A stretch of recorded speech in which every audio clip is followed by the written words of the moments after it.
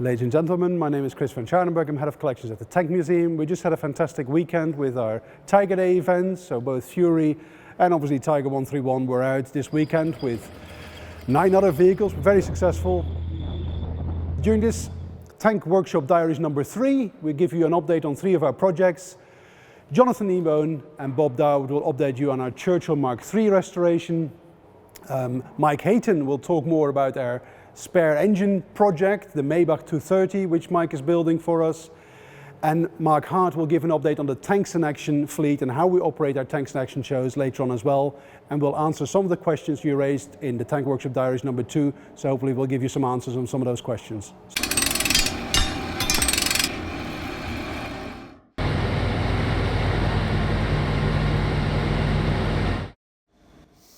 By way of an update on the Churchill Project, if you remember from the last diaries, the intention was to change the track and put new track on.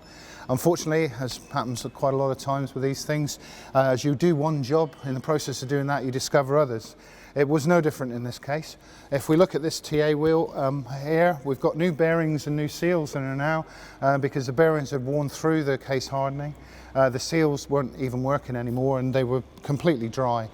So we had to take this apart, rebuild it, new gaskets, and as you can see, not doing too bad at all there. Also, this suspension unit down here, the one that was on there was seized and we couldn't free it off. One of the particular problems with these sort of road wheels is they're actually welded together. It involves a lot of work taking them apart. Luckily, we had a donor unit that was good for this particular side. So we swapped that one out, put the new one in. TA wheel is in and the adjusters will now get fitted and this side is complete. During the process of doing that, we looked over at this side. And you can see now that that suspension unit is currently removed, and the reason that was removed is because the spring within it we found had a massive break in it. The unit is here, and if you look down here you can see the crack in the spring. Now, as you can imagine, this spring's under quite an awful amount of tension, and the way it works is that the spring presses down on the pressure plate, presses down on here, which is pivoted at this axle that runs through. It's secured with a couple of cotter pins. As long as that tension's on, every time it hits a bump, the spring compresses and absorbs a shock. The problem comes, of course, when you have to remove it. Now, in order to take the tension off of this pressure plate so that we can take the shaft out and get this bogie unit clear, we have to compress this spring. And in order to compress this spring, we need a special tool. Now, British manuals, when you look at the back, are sometimes exceptionally good because they list all of the special tools that you need and they even put them in drawings. We are lucky, thanks to our world-class archive department, to have the manual and the drawing and the tool that we have to make. So we will now, I've copied this drawing and handed it over to the engineering department, and Bob Kendall and the apprentice is going to carry on and make this for us. So just to give you a quick SP of how this tool works then, you see underneath the plate here we've got a couple of eyes. There's one underneath there and the bottom, and replicated here on the top. The tool fits into those and wraps itself up here. One goes up through here and the other one goes up the back and comes out of a hole on the top plate. There's a flat plate that's put on that with a couple of slip washers and a couple of nuts. And the idea is that you crank down on the nuts on the slip washers, and as you do that, that draws the thread upwards, which in turn compresses the spring. Once the tool's made, we'll be able to hopefully show you this working. It's one of the more exciting things that we do here because I wouldn't imagine that anyone's done this particular job since the late 40s. Not only that, we get a chance to make the tool, a little bit of mechanical archaeology if you like, in order to rediscover how this suspension unit was changed in the event of a broken spring. While Bob Kendall and I crack on with the suspension problem, over here Bob Darwood and Tom are working on the engine. They're currently matching the carburetors so that when you put your foot on the accelerator, the butterfly valves for each of the carburetors all open to the same degree.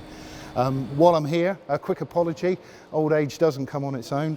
I mistakenly mentioned that this was a 2-stroke engine last time. It's a 4-stroke side valve, a slip of the tongue. I do apologise for it, and thank you for those of you that pointed it out. Once again, we're back on the Churchill engine. When it was in the vehicle, It had a bit of trouble with the throttle not operating correctly. We got massive time delays and lags in it. So now we've got the engine out on the test stand. This is the best time to sort that out. To that, we're going through the complete setup procedure as per the manual for the carburetors. This is a dirty example, an old example of one of the carburetors on the Bedford. It's got 4 of these Solexes. The first thing we have to do in the setup process is where you've caught us today. You set up the throttle butterflies. So this is the throttle body for the carburetor, and that shows you operating there.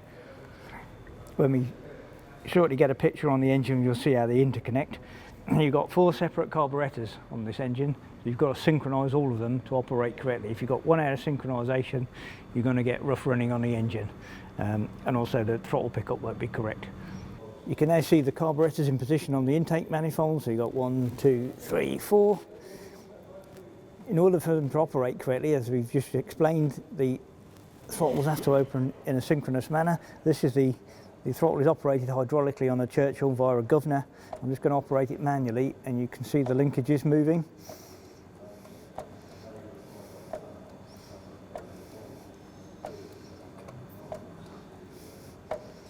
So we've gone through the setup procedure to ensure that the butterflies we just saw are actually all operating. So at the moment they're all shut off, and as you operate this, they should all, in a synchronous manner, all open up to the same position.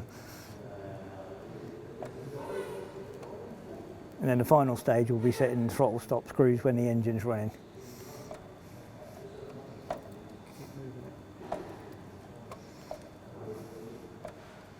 Okay, you'll notice we've got odd bits of wire hanging on the engine. These are just link up so we can operate the chokes when we start the engine. There's the choke butterfly on the intake side.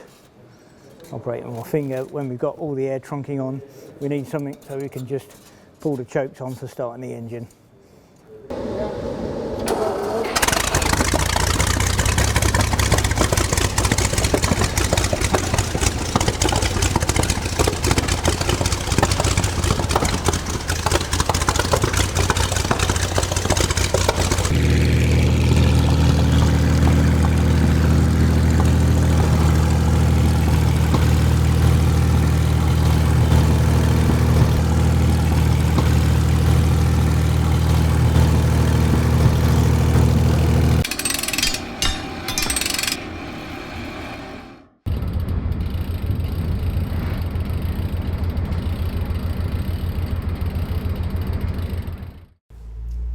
If this workshop seems familiar, it's the place where the Matilda 2 was restored last year. We've now turned it into a storage area and a workshop for all of our German spares. Behind us you can see on the shelves all of the parts that we've found in our container, and we're busy cataloguing them and recording what they are. Down here we have the HL230 block. I've been tasked to build a spare engine, and this is the basic block that we'll be using. But as you can see, we've got boxes and boxes of parts which we're gradually getting together to build this engine. As well as large parts, there are very, very many small parts as well. So what we've got to do, we've got to build an engine from all of these parts. So the first thing we've done is to identify all the internal parts of the engine. And here we have a crankshaft which is in very good condition. It's going to be taken away for testing and also to check all of the tolerances on it. On these crankshafts there's huge bearings which run on the crank, and so all of these have to be measured to make sure that they're in good enough condition to run the engine. We've also had a problem with this end, which is when the oil goes into the crankshaft, it goes in through this part. We've had quite a lot of problems identifying exactly what the unit was that fits on this. So first of all, we've identified all of the parts required to fit onto the one end of the engine, and we've got everything there. As we go along, this is the oil pumps, gears for driving the camshafts and also the water pump, and these are oil pumps, of which it's got 3. So we have a main oil pump which has a valve in it, plus 2 small, which we call scavenge pumps, for pumping oil back into the oil tank, which is situated on the side of the engine. Moving along, we've identified all of the really good connecting rods. So we have the one side of the V, and then these connecting rods are the other side of the V, which fit inside these. To connect them together, we have things called shell bearings, which are these, and these are going to be sent away and be remetalled on the outside and inside surfaces to allow the connecting rods to have the correct tolerances. These will go away with the crankshaft, so when it comes back, all of these parts will hopefully fit perfectly. In order to build this engine, we needed a second engine to look at and to use as a reference. The ideal candidate was in the World War II hall. Jagdpanther came to the museum in 1951 and was stood outside for at least 20 years, probably till the early 70s. I've known for some time that the corrosion inside the vehicle was pretty well advanced, and it seemed a good idea to take the engine out, A, to conserve it, and B, to use it as a reference engine for our project. And here we have the engine. At the moment, it stood on end so that we can get to the timing gear. What we have here is it's a V12, so this is one side of the V, and that's the other side, and you can see the spark plug leads hanging down, which everything on the engine is original. In the centre here, the carburetors, which we've covered with wood to protect them. Above this are the two magnetos, one for each bank of cylinders. As we go around, this is the exhaust manifold from the one bank, and underneath is the generator, and in front of that is the heat exchanger. This cools the oil by water, so the water travelling around the engine goes through pipes which cools the engine oil. And as you can see, this is in an advanced state of corrosion, and we're hoping that we can treat it with some preservative so as to at least stop it getting any worse. When we removed the sump, it came as a bit of a shock because we were expecting the engine to be in the same condition as the outside, and you can see that inside it's absolutely immaculate. The engine is perfectly preserved. Even the paint is still it exists on the connecting rods. Finally, we'll just have a look at the other side of the engine. And here we have the oil tank, which contains all of the engine oil, and underneath two starter motors, an electric one and an inertia starter. And you can see by this manifold cooling duct just how bad the engine was. In fact, on the other side, it had completely disappeared into a pile of dust. So once we've carried out our reference work with the engine in this position, we're going to put it back upright again, take off the heads to carry out more conservation work, and then the engine goes back into the vehicle, and we have a fully conserved engine which we can refer to in the future.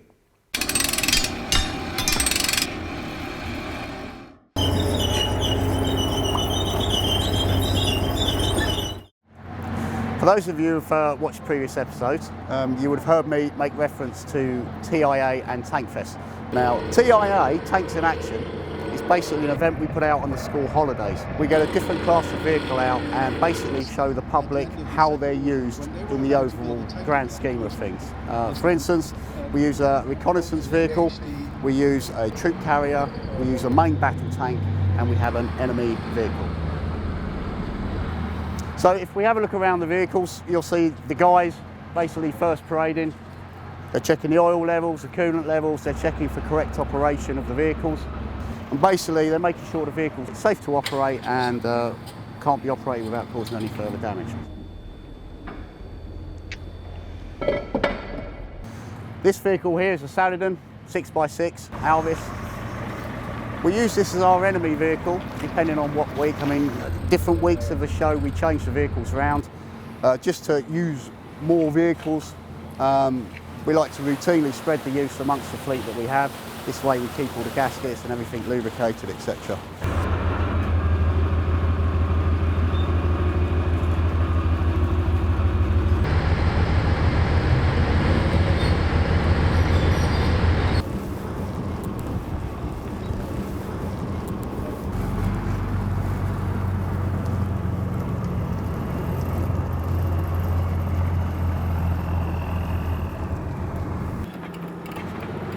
This is going to be the reconnaissance vehicle, quiet little vehicle. This is a Lynx, used by the Americans, Dutch and various other forces around the world.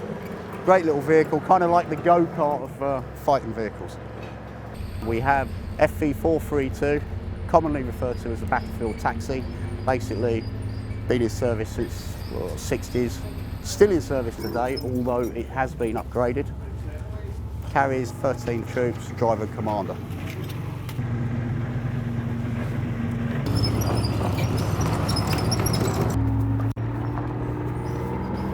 This, I'm sure you recognise, Chieftain Mark 10. Guys are already first parading it. This is the main battle tank part of the show. We do use live turrets during the show to add a bit of realism. Brian here is putting on pyros. We like to have a few flashbangs during the show. Nothing major, but it adds to the event, it adds to the enjoyment. You can see the red flag. Red flag on top means the pyro's placed on it, because generally we like to knock out the enemy vehicle. As you can see, it's a beautiful day in Bovington, England. Makes a change. We do this show in all weathers, come rain, snow, sunshine. This is one of our logistical vehicles. This is our water carrier. Obviously in the very dry, the track gets dusty, and there's nothing worse if you're watching a show being covered in dust. So this little thing goes around and it waters the track, just dust suppression. So it's a very important vehicle, Bedford TM. Slightly modified, but it does the job.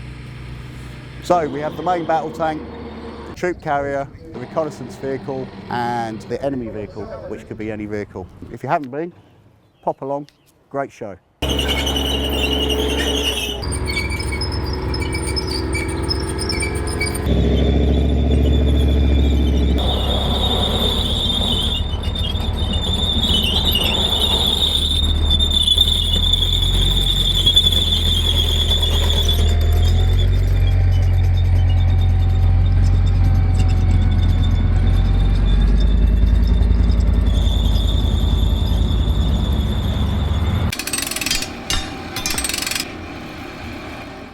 We're outside the workshop, actually the old workshop, what we call car park number 4, in our range rack area, the lineup of range racks that have been recovered by the museum over the years and given to us by the Ministry of Defence.